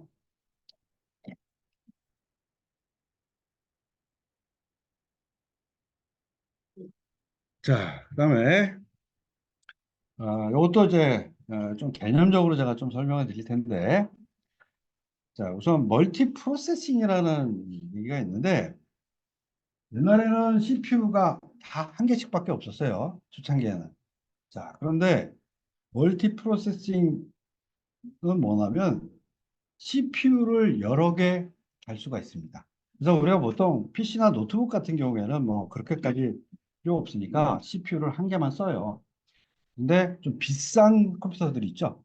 비싼 컴퓨터들은 CPU를 여러 개를 사용합니다. 자, 그러면 이걸 요리에 좀 비유해서 하자면, 자, 주방장 한 명이 있어 주방 하나 있는 것보다는 동시에 요리를 하기 위해서 여러 개의 주방별로 나누어 놓고 거기에 주방장이 각각 있으면 빨리빨리 요리를 하겠죠? 그런 원리하고 똑같습니다. 그래서 CPU가 많을수록 성능이 더 좋아진다라고 말씀을 드릴 수가 있고요. 자, 그래서 CPU 두 개를 가지고 사용하는 경우에는 일반적인 구조 자체는 아까 말씀드렸던 처리 장치하고 레지스터, 캐시 이런 것들을 놓고 메모리 자체는 좀 공유하는 형태대로 많이 사용하고 있습니다. 그래서 우리가 보통 CPU가 여러 개 있으면 멀티 프로세서 시스템이라고 이야기를 합니다. 자, 그런데 이 부분도 이제 그 기술이 막 또 발전을 해요. 발전을 하다 보니까 아까 CPU는 한 3, 4, 3cm, 4cm 정도? 4cm 곱하기 4cm 정도의 이렇게 크기예요. 보통 PC에 들어간 CPU들이. 근데 이런 CPU를 이제 성능을 자꾸 좋게 하려고 CPU를 두 개, 세 개 하면 자꾸 공간을 차지하겠죠. 공간을 차지해요. 그리고 디지털 기술적으로 CPU 하나에 CPU의 기능 자체를 좀 더 동시에 할 수 있는 여러 개를 하나에다가 샥 만들 수 있는 이런 기술이 또 발전을 했어요. 그래서 우리가 그 안에 들어가는 부분들을 코어라고 이야기를 합니다. 코어. 그래서 보통 듀얼 코어다라고 하면 CPU 안에 동시 처리할 수 있는 기능 두 개가 들어가 있는 거고요. 그 다음에 뭐 헥사코어다. 그러면 여섯 개가 들어가 있는 거고 이런 식으로 해서 여러 개를 집어넣을 수 있습니다. 자, 그러면 이거를 이제 제가 좀 쉽게 비유를 하자면 어떻게 말씀을 드릴 수 있냐면 CPU 하나일 때는 사장님 혼자였어요. 사장님 혼자. 자, 근데 좀 기업이 컸어요. 컸으니까 나 혼자 감당이 안 돼. 그래서 직원을 채용합니다. 그래서 그냥 CPU는 사장님이라고 생각하시고 그다음에 코어라고 이야기를 하면 직원이라고 생각하시면 돼요. 그래서 사장이 해야 할 일을 직원한테 나누어서 동시에 처리하게 만드는 이런 개념으로 이해를 하시면 돼요. 그래서 요즘에 대부분 나오는 뭐 인텔 i7 뭐 이렇게 나오는 것들 보면 맥코아 이런 용어들이 막 붙어 나오잖아요. 그래서 결국 그 이야기는 CPU 혼자 할 일을 나누어서 동시에 할 수 있는 기능이다. 라고 여러분들이 이해를 하시면 될 것 같습니다. 자, 그래서 이제 뭐 코어도 CPU 기능하고 비슷해요. 비슷해서 얘도 스스로 제어 장치도 있고요. 제어 장치도 있고 레지스터도 갖고 있고 캐치도 갖고 있어요. 거의 CPU의 기능을 거의 할 수 있는 이런 게 코어 단위로 만들 수 있다라고 하는 겁니다. 근데 단 메모리는 서로 공유를 해요. 그러면 요리로 얘기를 하자면 어떠냐? 아까 CPU 두 개를 달자라고 하는 거는 주방이 두 개인데 요리사가 각각 한 명 각각 있다라는 그런 개념으로 이해를 하시고 코어라고 얘기를 하면 주방은 한 개예요. 주방 한 개에 실제 코어라고 역할하는 사람들을 여러 개 둘 수 있다라고 하는 개념으로 이해를 하시면 쉽게 이해가 되실 것 같아요. 자, 그러면 이 부분이 이제 어떻게 이루어지냐? 제가 이제 한번 시범을 한번 보여드릴 텐데 우리가 컴퓨터 안에 들어가서 이 작업 관리자라는 곳에 가서 성능이라고 하는 곳에 싹 들어가게 되면요. 성능이라는 곳 들어가면 왼쪽에 보면 여러 가지 성능들을 다 우리가 볼 수 있어요. CPU에 대한 성능도 볼 수 있고요. CPU 성능, 뭐 메모리 성능, 디스크, 그다음에 GPU 성능 뭐 이런 것도 쭉 볼 수 있습니다. 자, 근데 어쨌든 요 중에 CPU에 대한 것만 좀 설명을 한번 드리자면, 자, 지금 보니까 CPU의 성능이 하나, 둘, 셋, 넷, 여덟 개가 있어요. 아까 제가 장치 관리자에서 볼 때 CPU가 여덟 개가 쪼르륵 있었잖아요. 즉, 이게 무슨 의미냐? 실제 물리적으로는 CPU가 한 개예요. CPU가 한 개만 있어요. 자, 그런데 아까 코어, 아까 직원 기능 한다 그랬잖아요. 코어가 네 개가 있습니다. 네 개가 있고요. 그 다음에 직원한테, 직원 기능한테 그 코어한테 한 번에 한 개 일만 하지 말고 너 두 개씩 해. 두 개씩 해. 이렇게 컴퓨터를 동작하도록 만들어 놓은 거예요. 그래서 우리가 보통 실제 논리 프로세스라고 이야기를 하는데 얘가 컴퓨터가 처리를 할 수 있는 처리 단위입니다. 처리 단위. 단 코어라고 하는 놈은 한순간에 하나밖에 못해요. 그러니까 논리 프로세스 두 개를 가지고 번갈아 가면서 한 번 처리하고 얘 한 번 처리하고 이런 식으로 한 번씩. 그러니까 어떻게 보면 물리적으로는 얘가 네 개고 그다음에 얘를 논리적으로 곱하기 2 해서 8개를 동시에 처리할 수 있도록 컴퓨터가 지금 동작을 하고 있는 것입니다. 자, 그래서 이 논리 프로세서는 또 컴퓨터 용어적으로는 스레드라고 이야기도 합니다. 스레드. 스레드. 그래서 실행을 할 수 있는 실행 단위를 스레드라고 하거든요. 그래서 그렇게 하는 것이라고 보고 그래서 이 논리 스레드, 즉 논리 프로세서 스레드라고 하는 놈은 어, 직원이 할 수 있는 일이라고 생각하시면 돼요. 그러니까 즉, 컴퓨터가 코어인 직원 역할하는 애한테, 너 한 번에 두 가지 일 해. 그러면 이 친구 어떻게 해요? 직원이 한 번에 두 가지 일을 할 수는 없잖아요. 한 시점에는 한 가지 일밖에 못 하잖아요. 그러니까 번갈아 가면서 이렇게 일을 하겠죠, 지가. 번갈아 가면서. 이런 개념이다. 라고 이해를 하시면 될 것 같습니다. 자, 그러면 요거 제가 제 컴퓨터를 놓고 한번 설명을 해드리도록 할게요. 자, 이거는 요것도 왼쪽 밑에 그 윈도우 메뉴가 있어요. 그래서 마우스 오른쪽 클릭해서 여기에 작업 관리자라고 하는 메뉴가 있어요. 작업 관리자를 딱 띄워 놓으면 자, 뭐 요렇게 할 수도 있고 컨트롤 알트 델이라는 키를 동시에 눌러도 뭐 이게 뜨긴 합니다. 자, 여기 보면 지금 프로세스라고 하는 곳에 지금 돌고 있는 프로그램들 목록이 쭉 나와요. 쭉 나와서 나오고 있고. 자, 그 다음에 성능 부분 한번 들어갈게요. 자, 성능 부분 들어가서 여기 CPU 선택했습니다. 자, CPU 선택을 했더니, 자, 지금 CPU의 그 논리 프로세스라는 게 지금 8개가 지금 막 동작을 하고 있는 그림이에요. 그림이고, 여기에 따라서 아까까지는 제가 말만 하고 있었으니까 아무 일도 안 하다가 제가 막 누르고 있으니까 지금 막 일을 하고 있네요. 자, 그리고 여기 보니까 지금 속도, 이 CPU의 2.38GHz네요. 지금 1초에 얘가 왜 제가 헤르츠는 얘가 한 번씩 처리할 수 있는 아니라 그래 딱딱 그러니까 띡띡 할 때마다 처리한다 그랬잖아요. 동기화시켜서 얘가 2.68GHz입니다. 그러니까 1초에 어마어마하게 지금 일을 하고 있는 거예요. 얘가 일을 하고 있고 자 그다음에 지금 처리되고 있는 지금 실행 중인 것들이 프로그램들이 218개 218개가 지금 움직이고 있고요. 자, 그 다음에 지금 그 처리 대상으로 지금 번갈아 가면서 처리하는 게 2,775개 일들이 지금 번갈아 가면서 처리되고 있어요. 지금 처리되고 있어요. 자, 그리고 여기 보니까 여기에 코어가 4개래요. 제 컴퓨터 CPU i7 컴퓨터의 CPU가 코어가 4개고 논리 프로세서가 8개다. 라고 지금 정보가 표현이 되고 있는 겁니다.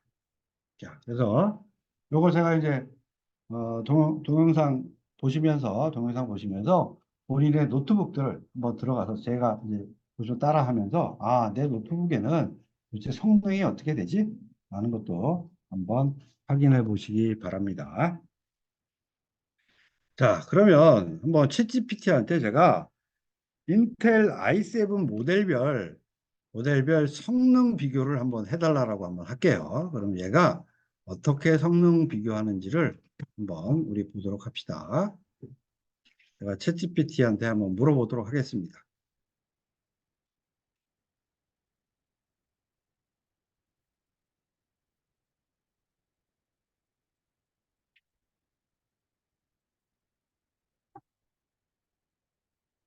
자, 챗GPT한테 물어볼게요. 인텔 i7 모델별 CPU 성능 비교를 표로 정리해줘라. 그거 내가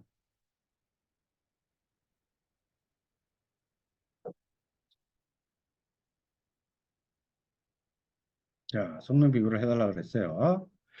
자, 봤더니 여기 보니까 기본 클럭 속도, 자, 기가헤르츠라고 나와요. 그래서 여기 보면 뭐 4.2, 3.7, 3.6, 3.8, 자, 이렇게 클럭 기본 속도가 나오고 있습니다. 자, 그러면 뭐 우리 보듯이 클럭 속도가 높으면 높을수록 성능이 좋겠죠? 그죠? 왜냐하면 1초에 처리할 수 있는 처리 횟수가 많으니까 당연히 속도가 많겠죠. 자, 그 다음에 여기 보시면 요 안에 들어가는 코어. 아까 제가 직원 같은 역할이라고 이게 이야기를 했잖아요. 그래서 저기 보면 4코어도 있고 6코어도 있고 8코어도 있고 최대 12코어도 있네요. 그래서 저 코어가 많으면 많을수록 또 성능이 좋겠죠. 좋아요. 자, 그다음에 그 옆에 스레드라고 이제 나와 있죠. 그래서 그 직원한테 한 번에 네가 몇 가지의 일을 해라고 시키는 거라고 말씀드렸잖아요. 그래서 저 스레드에 대한 것도 이야기가 되어 있습니다. 자, 그래서 여기 나와 있는 숫자들이 높으면 높을수록 좀 성능이 좋은 CPU겠죠. 그리고 당연히 가격도 비쌉니다. 가격도 비싸요. 자, 그다음에 또 여기 캐시도 있네요. 우리 캐시도 크면 클수록 성능이 좋겠죠? 크면 클수록 성능이 좋습니다. 자, 그다음에 여기 저 부스트 클럭 속도가 있는데 여기는 이제 기본이고요. 요건 부스터 그러면 왜 어, 우리 자동차 보면 막 경주용 자동차 할 때 부스터 장치 딱 누르면 갑자기 속도가 휙 나가죠? 그죠? 갑자기 속도가 나가잖아요. 그러니까 확 성능을 올리는 이런 장치예요. 그래서 내부적으로 자기가 CPU 속도를 최대 올릴 수 있는 클락 속도, 즉 몇 번 처리할 수 있는 속도를 올릴 수 있는 최대치를 여기서 이야기를 하고 있습니다. 그래서 클럭 속도 올릴 수 있는 이런 부분들은 대부분 보면 지금 보시면 기본 클럭 속도를 기본으로 갖고 코어 부분이 높으면 높을수록 부스트 클럭 속도가 더 높이 올라가요. 왜냐하면 일하는 거를 분담해서 할 수 있는 직원이 많으면 많을수록 일을 더 빨리 처리하겠죠. 그래서 부스트 클럭 속도가 좀 더 높다라는 것을 알 수가 있습니다. 자, 그러면 여기까지 컴퓨터 구조에 대한 부분들을 설명을 드렸습니다.